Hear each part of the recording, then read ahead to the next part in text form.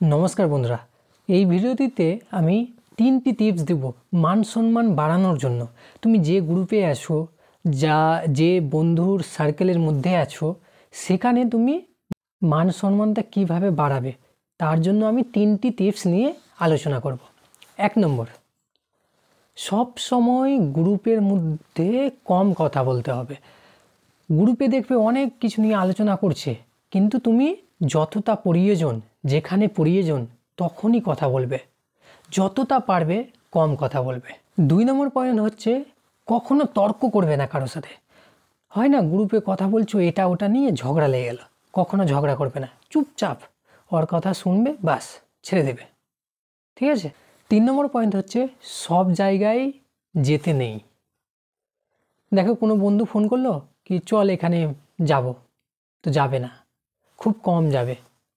ধরো গ্রুপে আড্ডা মারার জন্য ডাকছে, তুমি গেলে, যাবে, কিন্তু ওটাকে ব্যালেন্সে রাখতে হবে। কখনো কখনো বারণ করে দেবে, কাজ না থাকলেও বারণ করে দেবে কি না আমার একটু কাজ আছে, আমি যেতে পারবো না।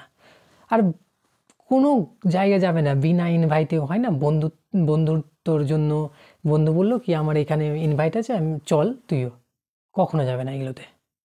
ফালতু, মান সম্মান নষ্ট হয় সেটাতে, বুঝলে।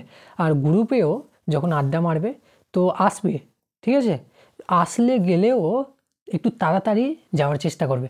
বলবে কাজ না থাকলেও বলবে কি আমার কাজ আছে, আমি যাই, পরে আসছি আবার। এইরকমভাবে বলতে হবে, তাহলে মান সম্মানটা পাবে।